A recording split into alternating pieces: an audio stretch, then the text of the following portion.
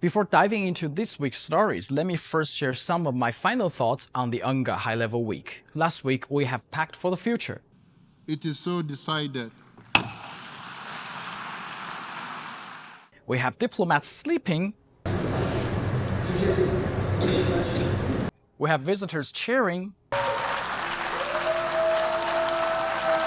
We have leaders drinking while drinking water. And I even have Secretary General himself introducing.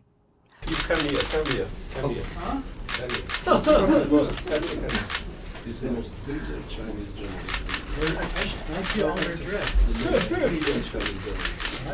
But sadly, everything was overshadowed by conflicts in the Middle East.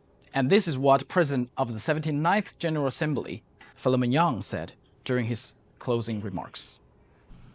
In the last few days, the world has seen an extremely dramatic escalation of violence between Israel and Hezbollah in Lebanon. That escalation risks causing war in the entire Middle East region. As we speak, peace in the Middle East is hanging delicately on a shoestring. There is pervasive tension and uncertainty in the region. Thousands of people have lost their lives. Many others have been displaced. Infrastructure has been destroyed. This must stop, and it must stop now. The world must not allow an all-out war to happen in this volatile region. What does the Secretary General think of this year's general debate? This UNGA has been going while all those events unfold. So how do you think, what is your judgment of this year's General Assembly general debate? Look, this was, I think, a very serious and a very intense time during the general debate. We're obviously very pleased about how it started with the adoption of the Pact of the Future, but you know, the world doesn't stop for the general debate. So we were focused very much on what member states said, but we continue to be very much focused on what is going on in the world outside of this building. And this week, things are even worse. Israel started what IDF called limited ground operation in South Lebanon, claiming it's self-defense and anti-terrorism. Does the UN agree? With all this happening, do you think Israel is defending itself? All countries have a right to defend themselves. But is Israel defending itself?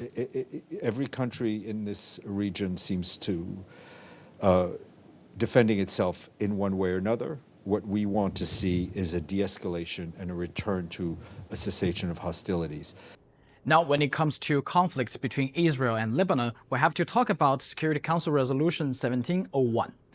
It's adopted in 2006 in order to maintain peace between Israel and Lebanon that time. It urged IDF to withdraw its troops from Lebanon and kept Hezbollah from Lebanon's southern border.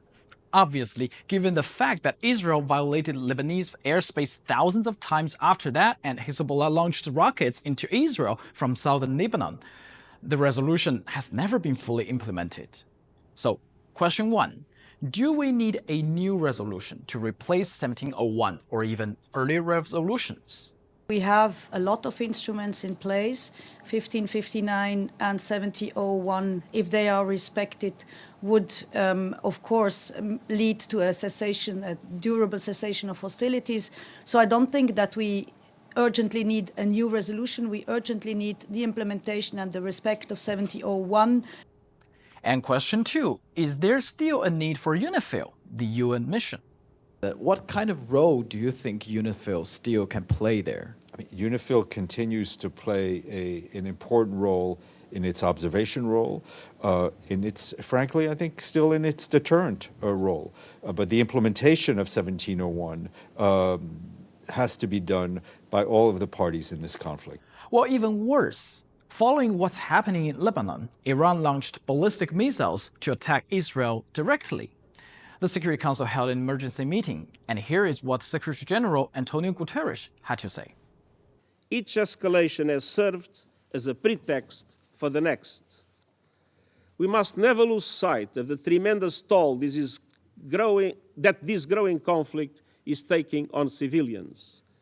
And we cannot look away from systematic violations of international humanitarian law. This deadly cycle of tit-for-tat violence must stop. Time is running out. And you can expect Israel and Iran accusing each other, terrorist state, vowing to use force in response.